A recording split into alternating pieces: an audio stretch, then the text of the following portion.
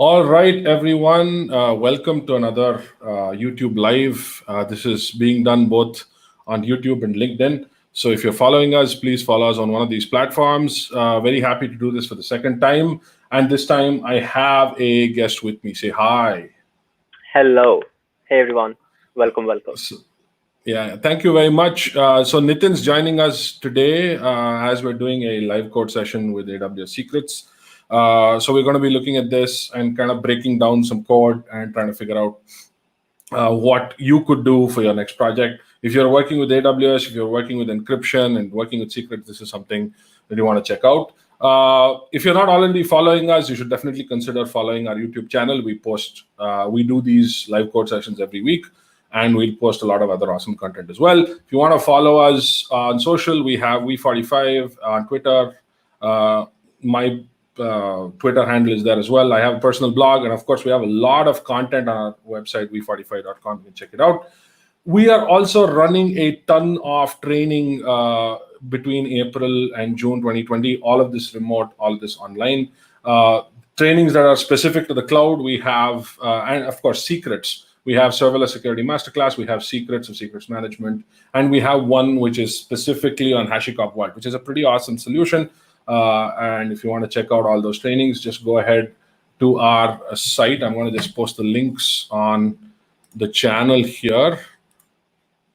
I'm going to just post the link on the channel here, v45.com/remote training. So if you want to check out our live trainings or remote trainings that you want, you can check it out on this site, and you can just log in and get started with that. All right, let's get started with our live code session on AWS Secrets. Now, just for those, we're going to first get started with a basic understanding of secrets and what secrets we're going to be using, or what secrets management tools we're going to be using. And then we're going to get into actually implementing it on a serverless application itself, right? So we're going to actually implement it on a serverless application and try to figure out how it actually works. So with that, let's see. So AWS, we have mostly three different services that can do encryption and secrets management. Secrets management is, of course, different from encryption. Secrets management is what you use to store things like passwords, API tokens, and so on. Encryption is when you would apply encryption to store a secret or to store some other sensitive information. So these two are different use cases. You would typically use secrets to store key value style data. So let's say you want to pull out a password from somewhere. You obviously don't want that password sitting hard coded in the source code or in some environment variable that some attacker can compromise if the attacker gains access to the server environment or your Docker container. So you want to be able to protect that secret in a way which is controlled by some kind of access control, some kind of authorization and access control. So these are typically for key value style secrets, right? So these are typically for key value style secrets. The other type that we're going to be dealing with is encryption, where we have sensitive data. So let's say we have sensitive data like credit card numbers, social security numbers, or some other sensitive data. It doesn't really, whatever sensitive to your organization. So you want to encrypt that. Now that is really when you want to encrypt data, so to speak. So that's when you would apply encryption and key management to that data set. So AWS gives you a bunch of services for you to be able to do that. In fact, you can read up about these services. I'm going to post some links. So we have three major services. We have the AWS Secrets Manager, which is a pretty powerful tool that allows you to handle all of your key value style secrets in AWS. I'm just going to be posting links here. And you also can do the same thing, almost the same thing as the Secret Manager does, in another service called the AWS SSM, right? So if you're working with, it's called the Systems Manager. So the AWS Systems Manager, you can also do secrets and secret storage with the Systems Manager. So Nitin, do you want to tell us a little bit about differences between Secrets Manager and the Systems Manager? Sure. They're actually very similar. So with Systems Manager or Parameter Store, by default, you have every account has the capacity to store somewhere around 10,000 parameters or secrets. But with Secret, and it's free, right? So 10,000 of these parameters are free. but with a secret manager, you have to pay a couple of cents for every secret that you store. One of the advantages of secret manager is key rotation. So if you want to go ahead and rotate keys on secret manager, you have the capability to do that, but you do not have that with the parameter store or the systems manager. Right. I think Secrets Manager can do random generation of random secrets as well. So that's what I read in the API. In fact, Secrets Manager, aside from all this, can do random generation of secrets. So if you want to generate your own secret instead of you just storing your secret. So from what I understand, SSM is just a way to store any key value pairs. So key and value. You can store non-secret data and you can store secret data. You can call it a secure string and store it as secret data. But if you don't want to store secret, then you can do it as a standard string or a standard key value pair. But with Secrets Manager, you can not only do the secret store, but you can also generate your own strong password or any kind of random token that you want. That's also something I'm given to understand. And with Secrets Manager, you can also rotate the keys that are used to store that secret. So when all of these secrets are stored, they are encrypted with KMS or with Amazon's key management service. Now, Amazon's key management service is like a mothership service.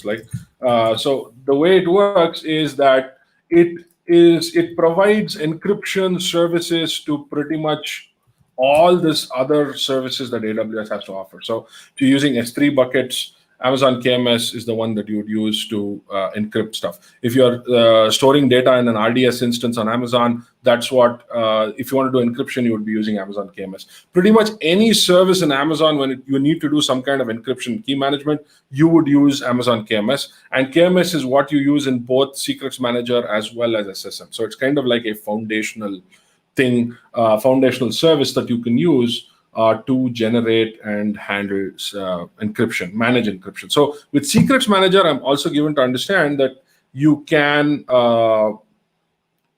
rotate the keys from KMS that are used to protect that secret. So let's say you have like a key rotation policy. Let's say you're in a PCI DSS environment or some other kind of regulated environment. You can rotate your keys that are used to store that particular secret. So that's something that you have with a Secrets Manager as well. So this is something that we're going to talk about. So today we are going to be exploring an app that has these use cases. So we have an app that has some of these use cases. So this app essentially is a serverless app that we're going to deploy, and we're going to see how that app works. So let me just give you a little bit of detail about this app. It's a very simple, basic serverless application, and it has a secret, which is a password that is used to sign a authorization token.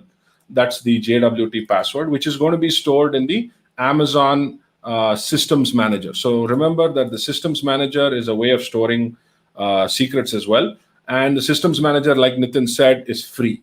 So this is something that you can use to store a secret. And then we are also going to be storing the user password, but we are going to encrypt that password. And that's when we're going to be using Key Management Service or the KMS to encrypt that particular service.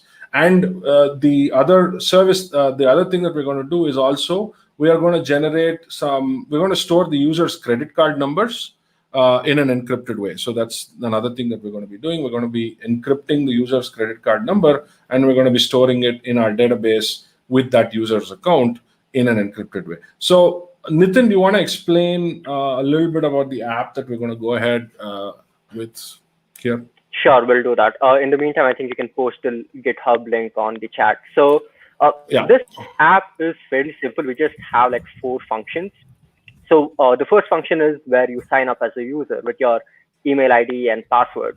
And this is using JWT, like Abhay mentioned, and we're using the HS256 algorithm. And the password we're using is stored in SSM. So we're going to go ahead, store it. And once the user successfully logs in, which is a separate function, it's returned with a JSON Web Token or a JWT token. Now, using this particular JWT token, you can go ahead and create a credit card number or update your credit card number. And this is going to be stored on our DynamoDB table. And all of this is going to be encrypted with KMS, which Abhay will get to in a second. And when you're trying to fetch the credit card number as well, you have to essentially pass on your jailbreak token. It's going to authorize and it's going to verify if the email ID actually exists and make sure that the jailbreak token has not been tampered with. So once that is done, the credit card is fetched in plain text. All right, so let's just walk through a little bit of the application and then see what's actually happening here. So the first thing the user does is sign up, right? So let's say this is a very secure. So this is a very contrived example where we have a lot of crypto and key stuff going on. Thanks for that shout out, Ishak. Thanks for that. We saw your chat. Thank you very much. So just to get back to where we were doing, so we have a sign up function that we have, or a sign up API URL that we have.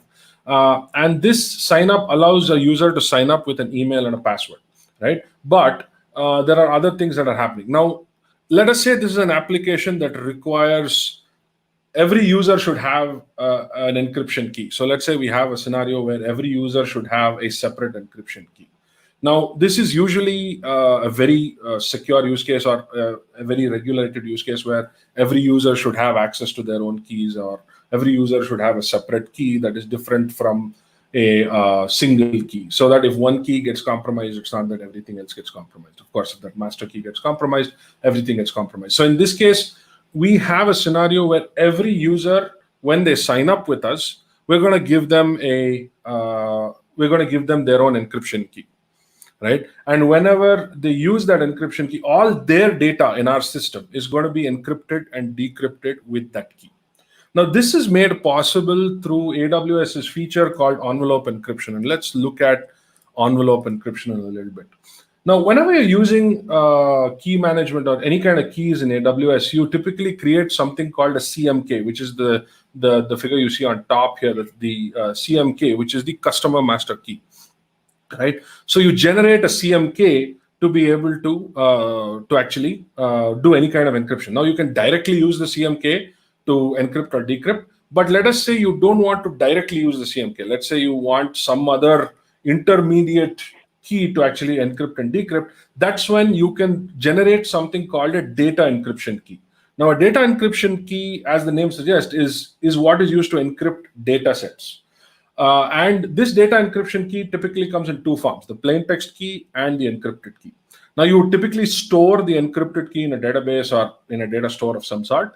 And whenever you need to decrypt data, you would actually use the CMK, decrypt the encrypted key, and use the plain text version of that key to actually encrypt your sensitive data. So let's say I want to encrypt the user's password or credit card number. What I would do is I would generate a data encryption key for each user in the system. So that's what we're doing here. Each user gets their own data encryption key, right? Once they get their own data encryption key, the encrypted variant of that key is what is stored in our database, right?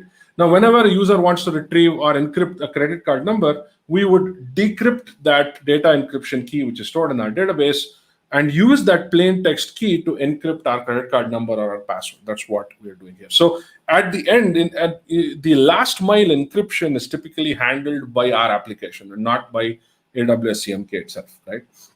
So that's what's happening in our example as well. So if you look at this, what we're doing is, as soon as the key is generated, so the data is generated, we're seeing that we're generating something called a plain text key. So we're using this function and generating that data encryption key. So let's look at that function for a little bit.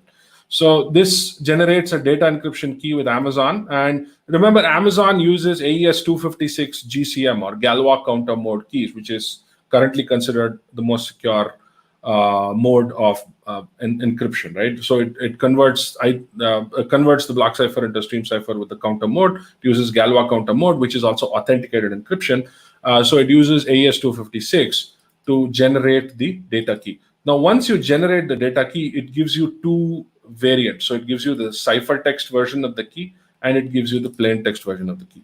Suffice to say, the plain text version should only be used to encrypt another data set. It should not be used to store in your database. If you store the plain text key, the point is gone, right? So what we're doing is we're generating this data key for each user that signs up, And as soon as the user signs up, whatever password the user uses to sign up, we are encrypting with that data key that has been given for that user. So that's essentially what we're doing here. So every time a user signs up, that password of that user is encrypted with the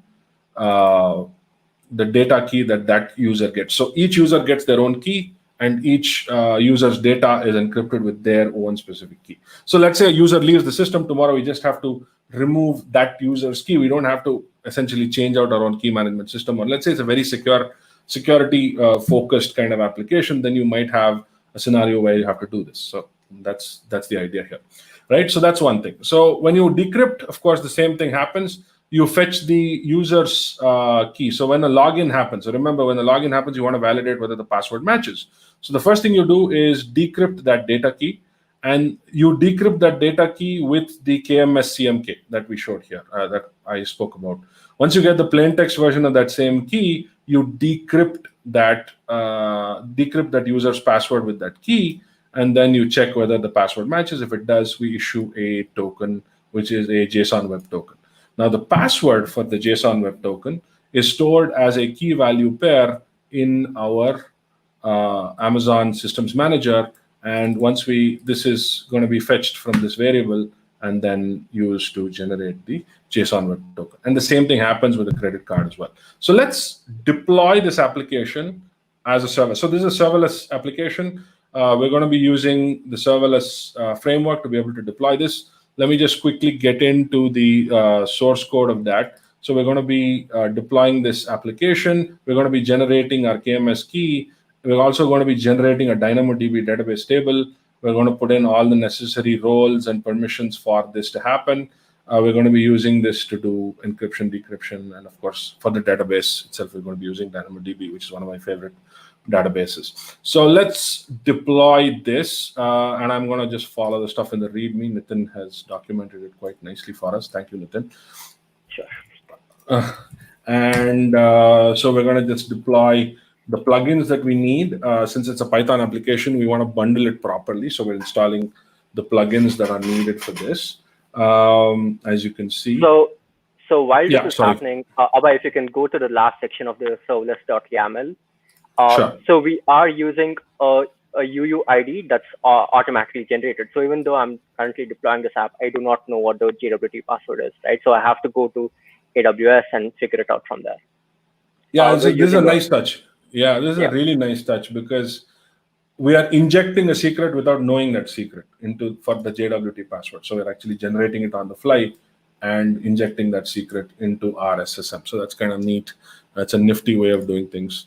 So let's do that. So now that we've installed all the necessary plugins, I am going to deploy this, and hopefully it should not fail on me. So yeah, this takes a little bit of time. Nitin, is there anything we missed out in the meantime while this is deploying? Because sometimes this moves at a glacial pace. Not that I can think of. So one thing you have to keep in mind is you have to be sure to validate the JWT token that is coming in, because if you're not doing that, the entire point of using JWT is gone right away, right? So we have written a function right there to validate the user whenever a token is coming in. So if you look at the source code, please do pay attention to that particular function as well.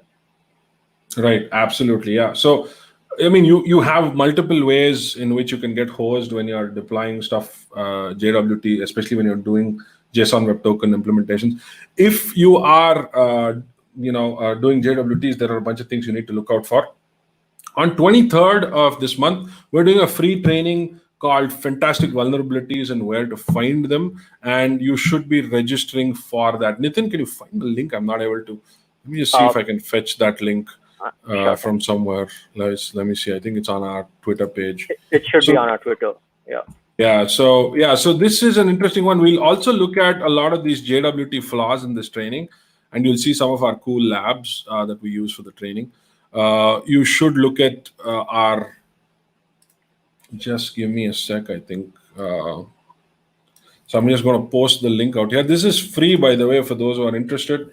You can just join us, and we'll talk a lot about cool vulnerabilities and slightly more esoteric not run-of-the-mill type of flaws. So we look at some of these flaws as we're going along. So I'll also post the links in the show notes after the feed is done, so you should get that. The serverless function is still deploying. As you can see, all of the requirements from this requirements function is being gathered. Some of these requirements are a little heavy. So for instance, I think PyCryptodome has a bunch of things going on. And I think Flask is not light as well, so it does have a bunch of requirements. So you should see some of these things coming up. So yeah, it's a 22 meg file, not a very light stack. And of course, we're also doing DynamoDB, and so this stack pretty much deploys everything, right? It deploys our entire runtime environment, whatever you need. So from the database deployment to the secrets to the encryption, all of this is done in a single YAML. So that's one of the cool things about using CloudFormation or some other infrastructure as code framework like CloudFormation, which helps you kind of deploy. So this is the serverless framework, which allows you to write up a YAML, which gets translated to CloudFormation that gets deployed finally on AWS.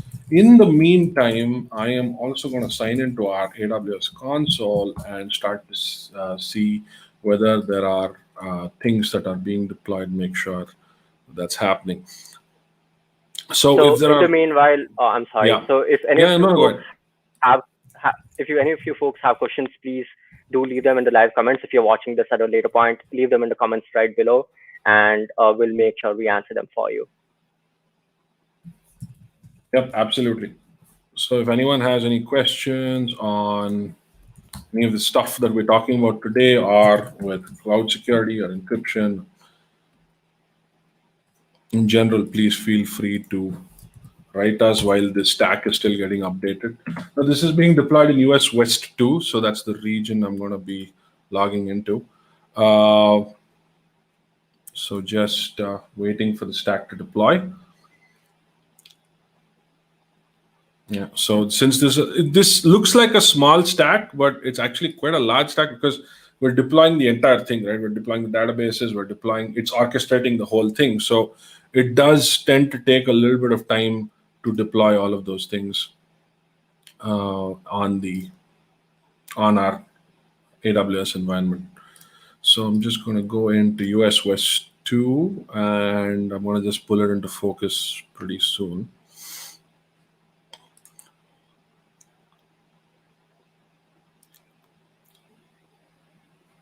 I think we should have deployed this before. Yeah. So yeah, perfect. Yeah, that's fine. So that's, I mean, it's always nice to do it live.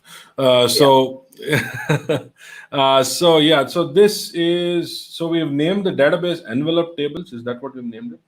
Envelope tables. Yes. Yeah, looks like. Yeah. So you can see that our table has been deployed. You will see that our envelope table has been deployed. It's been created. So this is our AWS console. Let's look at SSM and see what are so that secret, you remember the JWT password that we had, we want to check whether that's come in. So when we look into the parameter store here, we should find it. Parameter store is here. I don't use the console too much, so I don't know where to go most of the time. So we have, is this the one? SLS JWT pass. Yeah. SLS JWT pass. So you can see that it's generated this. Oh, I guess this generated this. I don't think it generated. Your command didn't work as intended, Nitin. Sorry about that. But this will still do because it still works as a password. So let's just kind of wing it. So, okay, that's fine. So we have our functions that have been deployed. You can see that our functions have been deployed to this URL. So let's actually run stuff, right? Let's actually run the stuff that we need to run. So I'm going to sign up first. And now remember, as soon as I sign up, I automatically get my key. So I'm going to sign up first with an email, which is admin@admin.com. Let's say password is equal to hello. So there's a really horrible password, but just for the purposes HTTP. I think you forgot to mention HTTP. Yes, I'm going to be using HTTP. Sorry about that. So I'm just going to use HTTP to make that post request. So this is going to be HTTP post. Right. So,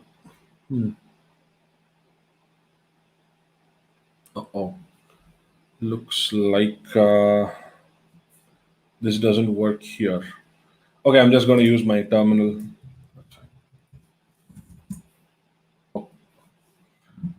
like it's not working anywhere. So I'm just going to install brew install HTTP. I think there's something. Sorry about that, guys. Some dependencies I think went awry. Hopefully, it should not take too much time. And that's the problem with Homebrew. It always takes forever to update. Oh man. Okay, it's already installed. What's the problem? Actually, let's use Insomnia, right? Yeah. Since HTTP is not working. I'm just going to use Insomnia. Insomnia is a really nice HTTP client. Those of you who are interested should check this out. It's an awesome. I'm just going to create another workspace. Let's call this Secrets. And let's make a post request. So the first one is going to be our sign up post request to our URL. We're going to make a JSON post request. And we're going to do email. Those of you who can't see it, I'm just going to expand my screen. I'm just going to zoom in. I'm going to sign up with username admin@admin.com and password is horribly insecure hello. So now this should create not only the user, but it should also generate an encryption key for that user. So we've created a user admin@admin.com. Let's look at our database and see what's happening here. So you should see that the user account that has been now created for me should also have a data key along with it, along with an encrypted password. So if I look at my envelope tables, so let's look at our envelope tables here. So you see that it has the email, the key. Remember, each user gets their own data key. So this data key is what this is. This is an encrypted version of that data key, which has been generated from a master key, which is stored in KMS, right? So the master key in KMS is what is generating this data key, and we're storing the encrypted version of this data key in our user record. And you see that the password is encrypted. Of course, this is base64 encoded, but under the hood, it is actually encrypted with this data key. So we're using AES CFB to encrypt the password for that particular user. Now, if I log in, what it's going to do is the first thing that's going to happen is this key is going to get decrypted. The plain text version of this is going to decrypt this password, and if it will check whether the password matches, and if the password matches, it is going to issue us a JWT password. So let's actually log in, right? So I'm going to just duplicate this and call it login, since it's pretty much the same thing except for the last URL being login. And when I send the same password, you will see that I've authenticated and it comes back with a jot. Now, when I want to examine this jot and what's actually happening, you will see that it has some basic details of my user information, like the user email, I'd say. So if you look at the jot, it has, hey, email is admin@admin. It's signed, and it is signed with that password of that command that didn't work. So that's essentially, that's the password that we're using. Now, if I want to store my credit cards, you will see that it's the same approach that I can use. Oops, I opened the wrong app. Cancel. I actually can't believe I opened Skype. That's so weird. Of all the apps. Yeah, really, of all the apps. So what is the URL? Let me just go back to this and encrypt a credit card number. Yeah, let's create a credit card number. The last thing we need to do is this. I'm going back to Insomnia. Let's create a card so you can go shopping. Let's create a credit card number with a post request. I'm going to use the same URL, except replace the last one by create-card. And we're going to make a JSON body request, which is going to be, what's the CCN? CCN is equal to 41111111111111. And this is a test card. When you're testing payment gateways, we typically use something like this. So, of course, we have an authorization token that we got from logging in. So I'm going to use the same token in my authorization header. Oops. This does not paste sometimes because it doesn't pre-select, so it's a little weird. But anyway, so we have the token. and we have the create card. Let's just go back. I think I need to remove this. And once we send this away, this is going to create a new card. Now, obviously, we don't want to store that card unencrypted. We want to be able to store it with the encryption. We want to encrypt it with the user's data key.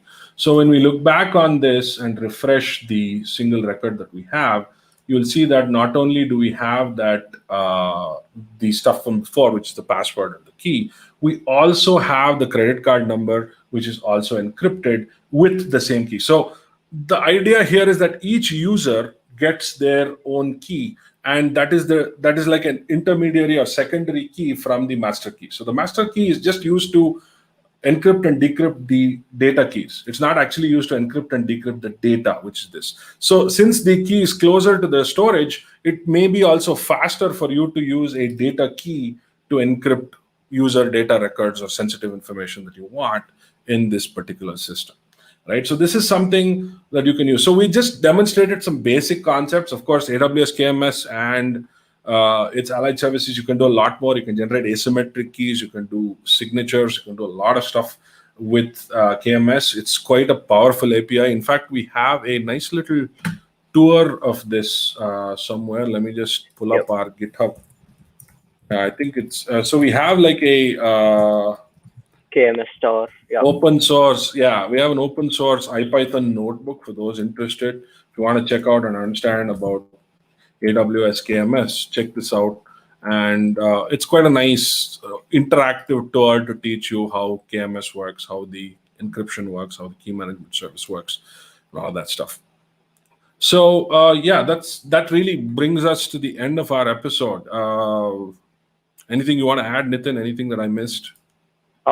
Not particularly. So if you folks are shameless plug again, right? If you folks are interested in trainings, do check out the link that Abhay has put up in the comment section right there. And that's pretty much it. Yeah, so I'm just putting up that link again. This is our link for our remote trainings. Just check this out and make sure that you access this. You want to get really high quality trainings at pretty affordable prices. We even have a special discount code. I'm just going to post that discount code. And this is the discount code. You can directly get an immediate discount if you use this discount promo code to sign up for any of our trainings that are happening throughout April, May, and June. And you can use this discount code across any of our trainings. So check it out. And I'm very happy to do this again. We'll be back with another live code session next week. I'll announce it on Twitter, and do keep in touch. Thanks for all who watched, and thanks for all who are going to watch. Thank you very much. Thank you. Thanks, Bye-bye. Nitin. Bye.